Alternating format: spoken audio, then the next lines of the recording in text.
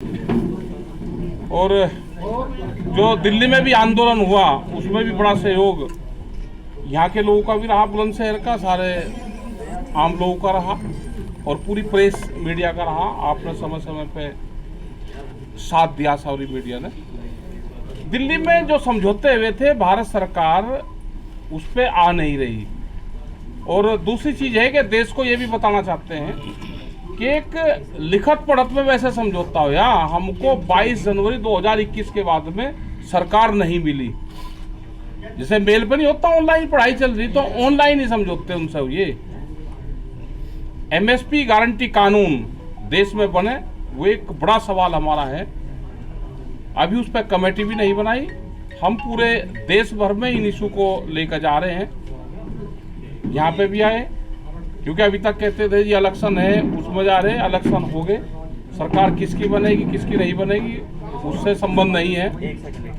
लेकिन ये है कि बहुत से हमारे सवाल हैं। जैसे यहाँ पे गन्ने की बेल्ट है, आलू की बेल्ट है, तो जो फसलें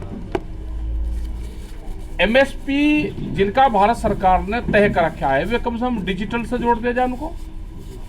मतलब पेट्रोल जुड़ेगा, हमारा मोबाइल चार्ज करना हो तो डिजिटल सा होगा वो। लेकिन गन्ने का भुगतान या दूसरे भुगतान वो एक साल में होंगे। तो एक तो हमारी बड़ी डिमांड ये रहेगी कि जो गन्ना और हमारी फसलें हैं वो 11-11, 13-13 महीने में भुगतान ना हो उनका, वो ऑनलाइन हो जाए, वो हमारा ऑनलाइन हो। दूसरा, उस पे जो एमएसपी पे जो कानून बनाने वाली बात थी वो सरकार ने नहीं बनाई। हम साउथ से शुरू कर रहे हैं, हम कर्नाटक, तमिलनाडु उधर जा रहे हैं, राजस्थान में जा रहे हैं। हमें किसी सरकार का नहीं है कि वहाँ पे किसकी सरकार है, यहाँ पे किसकी है। जहाँ पे भी किसान विरोधी पॉलिसी होगी हम वहाँ पे जाएंगे। राजस्थान में किसी किसान की जमीन नीलाम करी तो हम वहाँ पे भी गए, हरियाणा में भी जा रहे, पंजाब भी जाएंगे और उत्तर प्रदेश में भी, सब जगह हम जाएंगे। सरकारों को काम करना पड़ेगा।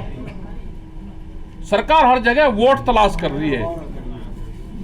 अभी यूक्रेन का जो मामला है उसमें भी आदमी निकाल नहीं रहे वहां से बच्चों को, जो अपने आप आ रहे बॉर्डर से, जो खुले बॉर्डर है वहां से लेकर आ रहे, उनके साथ फोटो खिंचवा के देश की जनता को ये कर रहे हैं कि भाई हम लेकर आ रहे। मतलब हर रोज उनको दिखाना है, चर्चा मंत्री उनके लग रहे। तो इस तरह से तो काम चलने वाला है नहीं। आंदोलन, देश में एक बड़े आंदोलन की फिर जरूरत है और देश में एक बड़ा आंदोलन होगा। उसमें चाहे वो रेलवे के कर्मचारी हो, वो बैंक के कर्मचारी हो, क्योंकि सब संस्थाएं बेची जा रही है। प्राइवेट जो संस्था है वे लोग आ रहे हैं, उसमें बड़ी बड़ी कंपनियां आ रही है, तो उसका पूर्ण रूप से हम उसका विरोध करते हैं। देश का युवा बेरोजगार हो रहा है। 14 करोड़ लोग तो बच्चे वे हैं कि जो प्रधानमंत्री ने कहा कि 2 करोड़ नौकरी हर साल देंगे, वो कहाँ गई? ये सारे सवाल हमारे वही सारे हैं। एक बड़े आंदोलन की देश में फिर जरूरत है और इस आंदोलन को यूथ जो होगा, क्योंकि यूथ पे ज्यादा प्रभाव पड़ रहा है। नौकरियां है नहीं, नौकरियां खत्म करी जा रही है। तो ये आने वाले टाइम पे यूथ तैयार रहे इसके लिए। अभी यहाँ पे एक चीज और हम कह देते हैं, क्योंकि हर आदमी यहाँ पे वोटर भी है। हम कैंडिडेट और वो तो है नहीं, हम किसी के सपोर्टर नहीं है, लेकिन वोटर हैं। तो भाई अपनी वोट जिसको दी उसके घर तक पहुंचाने का काम भी जनता का ही है। अपनी निगाह रखना, ये धोखेबाजी करेंगे हम तो बताते हैं, गांव के लोगों ने हमको बता कि ये धोखेबाजी करेंगे तो अपना ट्रैक्टर लेके जाइए। भाई 9 और 10 तारीख को किसान अपनी छुट्टी रखें, अपनी जहां गिनती हो उसका पहरा दे। 9 तारीख में ट्रैक्टर लेकर वहां चले जाएं, अपना कंबल रिजाई विजाई लेकर जाएं, 2 दिन का खाने का राशन पानी लेकर जाएं, कान से 4 अंगल ऊपर अपना कपड़ा उपड़ा बांध के जाएं, रात को ठंड हो। तो ये सारी चीज कर 2 दिन के लिए अपना भाई पहरेदारी का काम भी कर ले। भाई जिसको वोट दी उसके घर तक भी पहुंचा दो। तो ये भी है, ये बेईमानी करेंगे। एक जिला, एक बेईमानी की सीट जिता कर देने का इनका प्लान है, उस पर निगाह रख लेना। एक जिला एक सीट बेईमानी से जिताने का प्रोग्राम करेंगे। गिनती पक्की करवा लेना अपनी। हम तो नॉन पॉलिटिकल है, हम तो बताते हैं कुछ नहीं। जो हमको गांव वालों ने बताया वो हमने आपको बात बताई।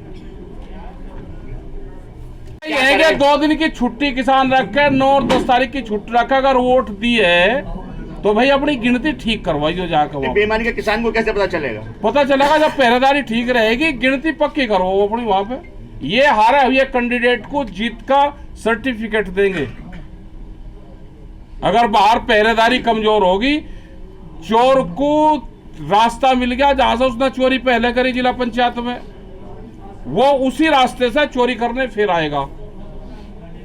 पहरेदारी मजबूत रखनी है अपनी। यानी प्रशासन भी पूरे प्रदेश का मिला हुआ है। प्रशासन तो सरकार के उस पर चलता है। यहाँ तो जज 150 जज तो यहाँ आरएसएस के भर्ती कर दिया देश में। ये देश आरएसएस नाम की एक संस्था इस देश को चलाएगी। उसका इस देश पे कब्जा हो चुका है। उससे अगर बचना है तो सब चीजों पे निगाह करनी पड़ेगी। कब्जा हो चुका है, अनऑफिशियली कब्जा है एक किस्म से। नौकरी कहीं लग रही। आप जितने भी यूनिवर्सिटियां हैं उसके वीसी कौन लग रहे हुए हैं, उनकी विचारधारा क्या है, उन्होंने कहां से ट्रेनिंग ली है। इस देश को बेचने का प्लान बन रहा है। इसको बचाना है तो यूथ को आगे आना पड़ेगा। मुक्ति अभियान देश में चलेगा। मीडिया प्रेस के लोगों को भी मुक्त करवाना पड़ेगा, मीडिया हाउसों को भी मुक्त करवाना पड़ेगा। वो भी अभियान का हिस्सा हमारा है। अपनी पहरेदारी मजबूत रखना। जिला पंचायत में जो व्यवहार हुआ था, जो सरकार ने जिला पंचायत में काम करा, उसने चोरी करी है, गुंडागर्दी करी है, जिस रास्ते से करी है उसी रास्ते से फिर करने की कोशिश करेंगे। ये गांव के लोगों ने बताया हमको। अपनी निगाह रखना, जो वोट दी उसके घर तक वोट पहुंचाने का काम करो। आपका राष्ट्रव्यापी आंदोलन कब से होने की संभावना है? 2022 में वैचारिक होगा, पूरे देश में हम जाएंगे। और आगे का फिर 2023 में उसमें कब होगा नहीं बताते। लेकिन अब ये एमएसपी के नाम पे हम एमएसपी पे खरीद पूरे देश में हो, उसके उसमें तमिलनाडु, कर्नाटक, राजस्थान, मध्य प्रदेश सब जगह हम जा रहे हैं। अब शुरू कर रहे हैं हम, इसी महीने से शुरू हो जाएगा मार्च। सर गन्ने के दाम के लिए क्या कहेंगे आप? पिछले काफी समय से गन्ने के दाम की मांग बढ़ा। गन्ने के दाम बढ़ाए नहीं, 25 रुपए बढ़ाए, लास्ट ईयर बढ़ाए हुए भी। गन्ने के भाव भी बढ़ने चाहिए। मांग रहे गन्ने के? मांग तो हमारा जो CT+50 वाला फार्मूला है उसको लागू कर दो। उस पर 450 रुपए बैठेगा अभी। सर 6 चरणों का चुनाव हुआ है। 6 चरणों के चुनाव में आपको क्या लगता है किस ट्रेंड पे वोटिंग? ये सरकार से लोग नाराज तो है जनता, और ये कह रहे कि भाई जीतेंगे हम ही। ये किसी भी आदमी को ये कह देते हैं कि इसको जेल भेजूंगा, कोई भी नेता। क्या कोई भी लीडरशिप कोर्ट से भी बड़ी होगी? बगैर मुकदमे लिखाए, बगैर कोर्ट का फैसला करे सरकार के लोग कहते हैं कि जेल भेजूंगा, तो क्या इसका मतलब ये कोर्ट से भी बड़े हो गए कि जो फैसला खुद सुना रहे हैं? तो इसलिए हमें इन पे शक होता है। सरसों का तेल 250 रुपए लीटर है और रिफाइंड पे 400 रुपए टिकट पे बढ़े हैं, तो महंगाई को लेकर के आपका क्या? महंगाई का भी एक बड़ा इशू है, क्योंकि ये जो कानून आ रहा है भारत सरकार ने वापसी लिया है, लेकिन बहुत स्टेट ने इसको वापसी नहीं लिया और अपने वहां पर लागू कर रहे हैं। इनका प्लान ये है कि माल को इकट्ठा करो। जैसे सरसों के रेट 8,500 रुपये क्विंटल तक थे, अभी सरसों के रेट 5,000 रुपये आगे, बहुत स्पीड से उसके दाम गिरे हैं। जैसे जैसे व्यापारी, जो बड़ा व्यापारी है, उसको खरीद करेगा और फिर महंगे में बेचेगा। यही तो 3 कानून में था। ठीक है जी, रशिया यूक्रेन का युद्ध है, क्या भारतीय व्यापार और भारतीय कृषि पर इसका असर पड़ेगा? इनका असर तो नहीं पड़ेगा, लेकिन ये असर गिरवाएंगे। 7 तारीख के चुनाव के बाद में ये असर गिरना शुरू करेंगे। और हमने तो ये कहा कि यूक्रेन भारत भाई कभी भी बढ़ सकता है। यहाँ के हर जवान को ट्रेनिंग दे दो, एक यूक्रेन कभी भी बढ़ सकता है। चारों तरफ से भारत घिरा हुआ है।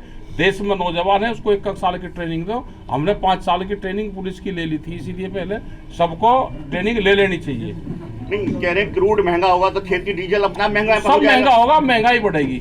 टिकैत साहब, असर पड़ेगा। आपकी सरकार के खिलाफ जो लड़ाई है वो अभी और कितनी लंबी चलने वाली है? सरकार के खिलाफ तो लंबी चलेगी लड़ाई, सरकार के खिलाफ तो लड़ाई चलेगी लंबी। क्या आप ये मानने हैं कि आपको केंद्र सरकार ने धोखा दिया और आपको वहां से उठवाने के लिए नहीं, उठने का वो तो एक समझौता वहां पे हो गया। जो पेपर जो पर्चे दर्ज होने थे वे पर्चे वापसी होने की बात हुई थी, वो अभी पूरे नहीं करे। एमएसपी पे गारंटी कानून बनाने की एक कमेटी बननी थी, वो अभी नहीं बनी। और 13 महीने आंदोलन चला। हम देश की जनता को ये बताएंगे कि 13 महीने आंदोलन चलाने के बावजूद भी क्या देश में कोई और संगठन है कि जो 13 महीने भारत सरकार और एक देश की राजधानी को घेर कर बैठ जाएगा? क्या इस तरह की तानाशाह सरकार देश में चाहिए? क्या एक दूसरा दुनिया का दूसरा किंग जोंग भारत में पैदा हो चुका है? क्या उसका नाम बताने की जरूरत है? तो ये सब देश की जनता को बताएंगे हम जाके। लखीमपुर कांड में आरोपी की तो जमानत हो गई और जिसकी आप मांग कर रहे थे उसे जेल गया, वो जेल नहीं वो गया। जेल नहीं गया। जो मुख्य अभियुक्त था उसको बेल पे बाहर है, वो वोट मांग रहा है। क्या इसी तरह की व्यवस्था चाहिए? जो टैंक और जो जेसीबी कई बताते हैं कि सरकार की जेसीबी है, जो वोट नहीं देगा उसको डराने का काम कर रहे हैं। जिला पंचायत में यह हुआ कि कैंडिडेट ने वोट नहीं दी, मेंबर ने, तो उसका घर गिरवाना, उसका स्कूल गिरवाया, उसको डरा कर वो करा। लोगों के खिलाफ पर्चे दर्ज करते हैं।